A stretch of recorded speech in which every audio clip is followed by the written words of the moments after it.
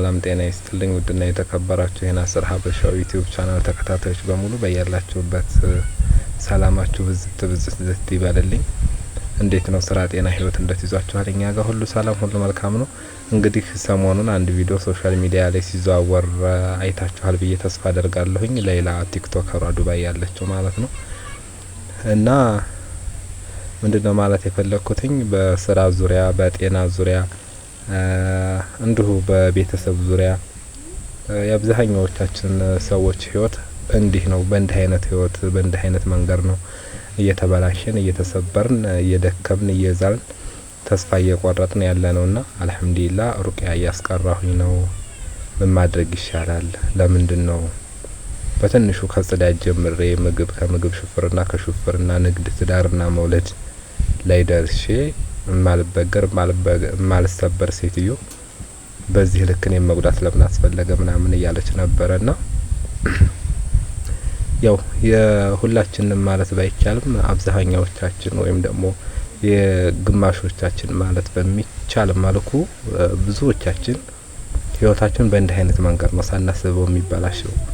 ልብስ እንደው አሁን እኔ የገረመኝ ከሀገር ውጭም ተሆኖ በስደቱ ዓለምም ላይ ሆኖ እንዲህ አይነት ነገር መደረጉ፣ በእንደዚህ አይነት መንገድ መታሰቡ ትንሽ የሚከብድና ደግሞ የሚያሳስብም ጭምር ነው።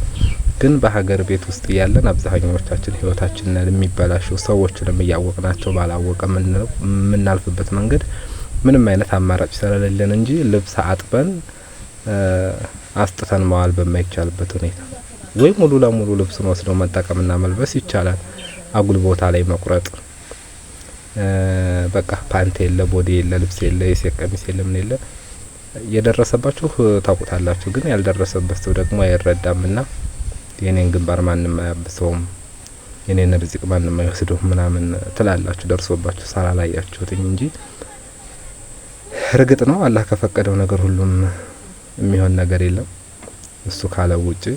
ግን ቢሆንም ደግሞ ከአላህ በተይ በብዙ ነገር ደክመናል፣ ቆስለናል፣ ሰላም ጤና አጥተናልና በእንዲህ አይነት ሁኔታ በጣም ከባድ ነው። እኔ ለሌላ አሰብኩኝ። ሌላ የመጀመሪያ አይደለችም ሶሻል ሚዲያ ላይ ሳይ ኢክራምን በእንደዚህ አይነት ሁኔታ ነው ኢቭን ያደረገባችሁን ሰው ራሱ ተልመጥምጣችሁ ፈርታችሁ ያላችሁን እሺ ብላችሁ ነው የምትኖሩት። እኔም ሰለማቀው ገደል ግቡ ቢሏችሁ ሁሉ ትገባላችሁ። ብቻችሁን ሆናችሁ ስታስቡ ግን እነሱ እንደሆኑ ጥላታችሁ፣ እነሱ እንዳደረጉባችሁ፣ እነሱ እንደሰበራችሁ አይምሯችሁ ላይ ይመላለሳል። በደንብ ታውቃላችሁ። ግን ስታገኟቸው ደግሞ ሌላ ዓለም ነው። እነሱም ደግሞ በተለያየ አባባል እንደሆኑ ይነግሯችኋል። እኔን ማንም እንዲህ ቢልህ አትመን፣ እኔን እንዲህ ናት ቢሉሽ አትመኒ፣ እኔ ላንቺ ያለኝ ቦታ ሰፊ ነው ምናምን ዋቴቨር እንደገና ዘወር አድርገው ደግሞ ሰው እኮ አይታመንም፣ ከኔ ጀምሮ አትመነኝ አትመኒ፣ በቃ ብዙ ነገር ሰው ሲጨንቀው ብዙ ያደርጋን ይሏችኋልና ጨንቋቸው አይደለም ያደረጉትኝ፣ ስራ ፈትተው ነው፣ ስራ አጥተው ነው፣ እናንተንም እንደነሱ ለማድረግ ነው፣ አልፎም ደግሞ ከነሱ በታይ ለማድረግ ነውና ከእንዲህ አይነት ነገር አላህ ይጠብቀን ይጠብቃችሁ። ከባድ ነው። ሰው ጋር ትጋጫላችሁ፣ ስራ ታቆማላችሁ፣ የመስራት ፍላጎታችሁ ይሞታል። ቁጭ ብሎ መነሳት ራሱ ይደክማችኋል። በብዙ አይነት ስሜት በብዙ አይነት አገላለጽ ነው የሚሆነውና ከሰው ጋር በጣም ትጋጫላችሁ፣ ከሰው ፍቅር ይርቃችኋል። ብዙ ነገር ይገጥማችኋል። ገበያ ኢቭን እያላችሁ እየተሸጠላችሁ እየሰራችሁ እየሄደላችሁ ራሱ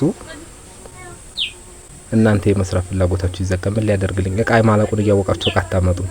ባለፈውም ጋሞ ባልትና ዩቲዩብ ላይ በደንብ በሰፊው አብራርታለኝ ምን አይነት ችግር እንደደረሰባት ምን አይነት ነገር እንደገጠማትኝና በጣም ከባድ ነው። እኔ ብቻ ይመስለኝ ነበር። ለማን ነው የማወራው? እንዴት ነው የምገልጸው? በምን መንገድ ነው የማስወግደው? አሁንም የማስወግድበት መንገድ ለኔ በጣም ከባድ ነው። በምንም እንደሆነ አላቅም። ግን በቃ ማሰቡ ራሱ በጣም ክብድ ይላል፣ ትክት ድክም ይላል።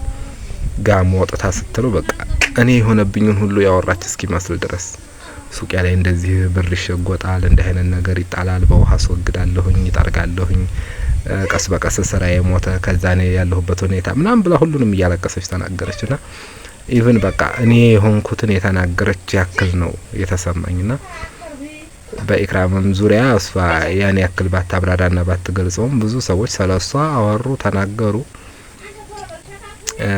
ከዛ ደግሞ አልፎ አሁን ላይ ሌላን ሳይ ለካ እኔ ብቻ አይደለሁም አማራጭ አጥተው ዘግተው ቤት ዘግተው ትራስ ታቅፈው የሚያለቅሱ የህመም ስሜት እየመሰላቸው አሟቸው ስራቸውን ትተው የተኙ የተሰበሩ የደከሙ ለካ ብዙ ሰዎች አሉ ምናምን ብዬ አሰብኩኝና አላህ ከእንዲህ አይነት ነገር ይጠብቀን። ለኛ የሚያደርጉት ለኛ መሰበር መድከም ስራ መፍታት ብለው የሚሰሩትኝ ለነሱ ያድርግላቸው።